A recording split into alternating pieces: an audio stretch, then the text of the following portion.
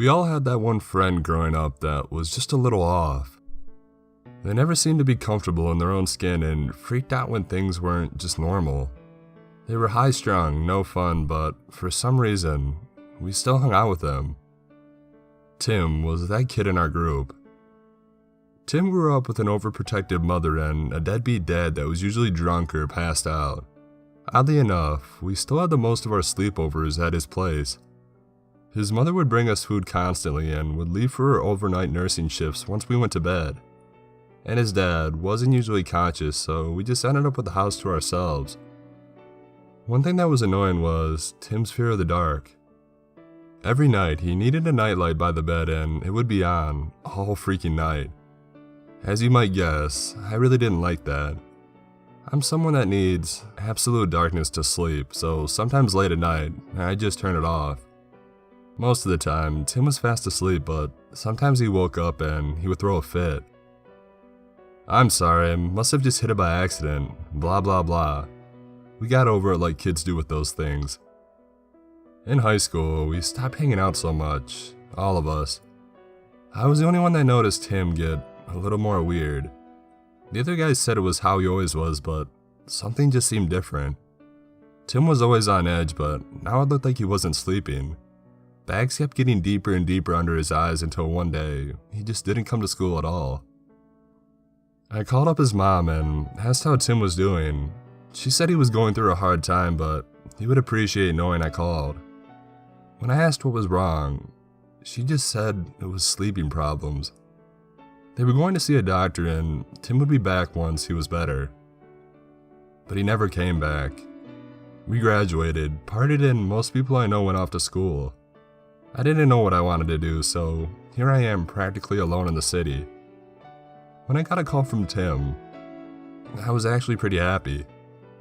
The person on the phone wasn't Tim though, it was some Dr. Wobbler.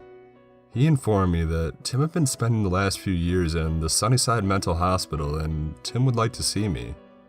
I couldn't believe it. Tim actually went insane. I asked a few questions, but the doctor couldn't say too much. "When can you be by?" he asked me. I said tomorrow, and that was that. So I went today, and I'd never actually been to an asylum. They call it a mental hospital, but it's an asylum. There's guards in white, and everyone dresses in the same white gowns, and the doctors have some air of self-righteousness that seems to pour out of their skin. The place freaked me out. I don't know how they expect people to get better in a place like that. Anyway, I tell them who I am and who I'm here to see, and Dr. Wobbler comes to greet me after a few minutes of waiting. It turns out that he's the head psychologist of the hospital, and he had been spending the last year trying to break through to Tim. All the doctors just can't make any progress with him. It wasn't until last week when he actually spoke for the first time, he said. It's times like that that make you feel like you've really earned your spot here. That self-righteousness wore thick on this one. The doctor continued. He asked for paper and wrote a letter, and now he wouldn't show it to me. But he asked for you afterwards. Perhaps he trusts you. Were you too close? I told him about how we used to have sleepovers and were close growing up, but high school separated us a bit.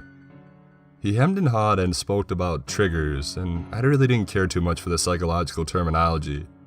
So I let him keep talking while I went to Tim's room. Again, I don't know how they expect people to get better in a place like this. Tim's room was one of those classic asylum cells you see in a movie. Beige, padded walls, a toilet, and a bed. A small window at the door and a pop-out tray to pass in food. In the corner, curtains were pinned from the ceiling to the floor. It felt like he had committed a crime by being mentally troubled. And Tim had already served a few years. "I'll leave you two alone," said the doctor after opening the door. I went in. Tim had not aged a day since I last saw him. His face, at least, though his eyes were sunken and lifeless, remained the same. And his body seemed to have grown. "Tim?" I said, and he nodded. I tried to lighten up the mood a bit. "It's a pretty nice place you got here. They even feed you, I see. No cooking or dishes. Maybe I ought to go insane too." People tell me sometimes my humor can be crude, but I thought it was funny. Tim didn't seem to mind it, but then again, he didn't say anything the whole time. I ended up talking for almost an hour, thinking it might get him to say something. I asked questions, told him what everyone had been up to, who was asking about it, and anything else I could think of. After that hour, he slid his legs to the side and passed me the letter that was resting underneath. "You want me to read it now?" I asked, and he shook his head. "Are you gonna say anything? Talk to me maybe?" He shook his head again. "Alright, well, I'm going to get going then," I told him, and he didn't make any movements. I left and found Dr. Wobbler.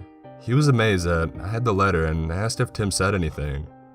I told him what happened, and I could tell he really wasn't listening. His eyes never left the letter. Finally, he asked what I knew he wanted to know. "May I have a look?" His obsession turned me a bit hostile, and I refused him, and he didn't push further. He told me I would be contacted if anything improved or if Tim wanted to see me again, but I can't imagine that happening anytime soon.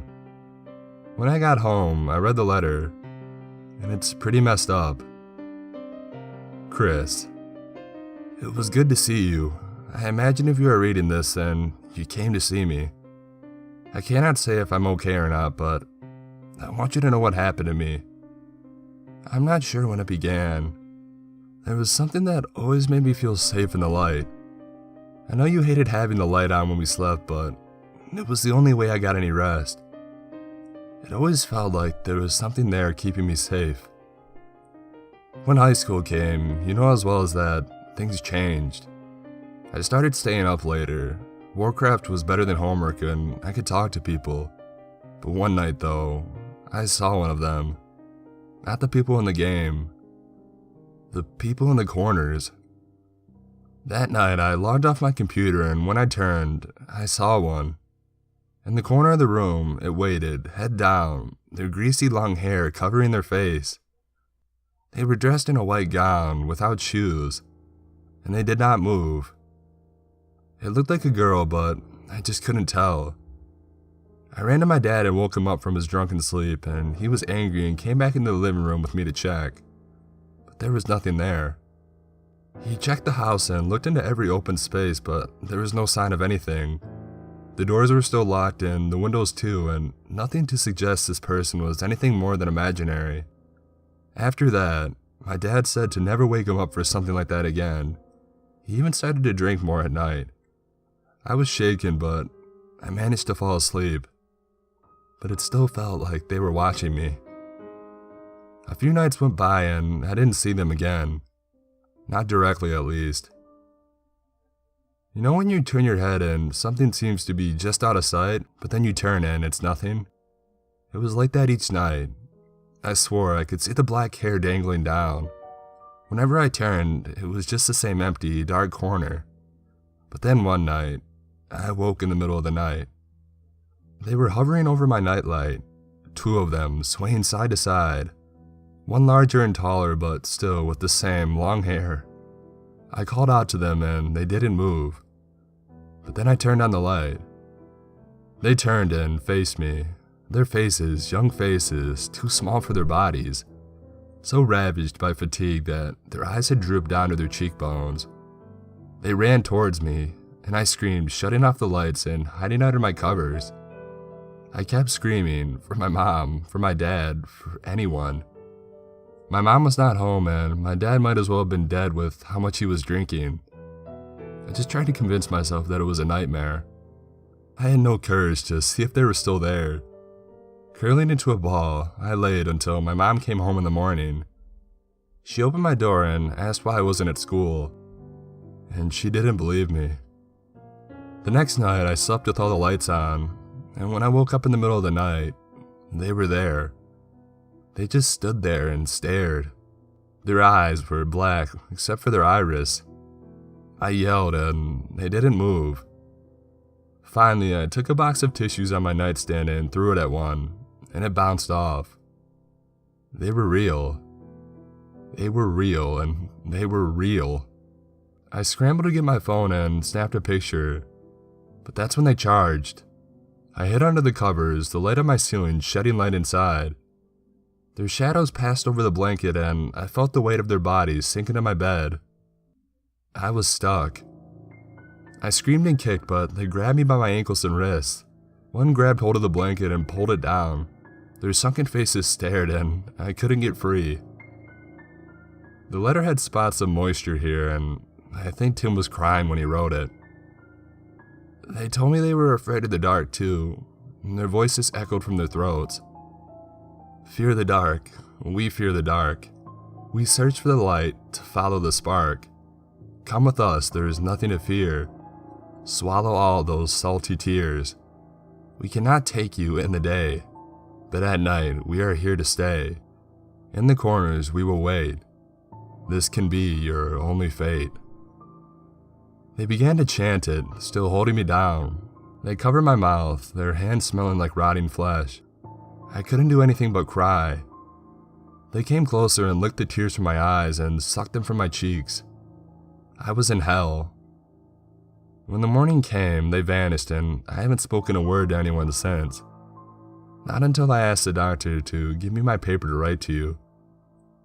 My mom found me in the morning and wondered why I didn't go to school. But when she opened the door to yell at me, she knew something was different. Something had gone terribly wrong. She blamed my father for it and they fought. I opened the picture on my phone to them and they looked at me confused. Why was I showing them a picture of an empty corner? They kept fighting until they decided I needed to get some help, but it would have to wait till tomorrow. My mom was working a double that night. She left, despite my whimpers. My dad scorned me for forgetting how to talk. He told me to piss off and down a Mickey of Jack Daniels. He was out before sunset. From the front window, I watched the sun peek beyond the trees and houses until it was gone altogether. I saw through the reflection in the glass, one of them standing by the floor lamp. I ran and kicked it over before it could grab me and the bulb shattered on the ground. The thing disappeared. I looked down the hallway where the kitchen light still shone and it was the only way down to my bedroom. At the entrance, 3 of them waited, peering down the dark hallway. I slunk away into the dark living room and I covered my eyes. My father snored in the chair next to me. The darkness played with me. I still saw the faces of those things. They were all around me, but this time I could swat at them and they would fade into nothing. My mind was playing its tricks on me, the same tricks it did before I had a nightlight. It loved to show me monsters in the nighttime. Knowing they weren't real was the only thing that kept me from running out of the house that night. When dawn came and the sun was about to rise over the horizon, I looked back down the hallway at the creatures standing there. It was the same as before, but more had crowded in. As the sunlight pierced the sky, they all faded to dust. That day, my parents admitted me to the hospital.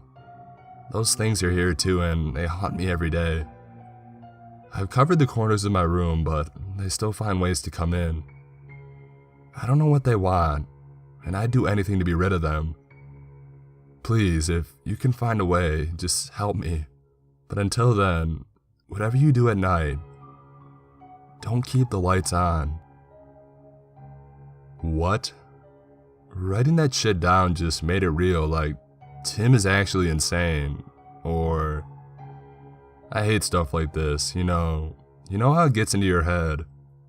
Like when you watch a horror movie with some deformed lady waiting in the bathroom at night, and you flick on the lights to see her there. Then you have to go to the bathroom at night and you know how fake it was, but your blood still chills before you turn the light on. I got that feeling now that someone's watching. That someone's in the corner, or someone is watching.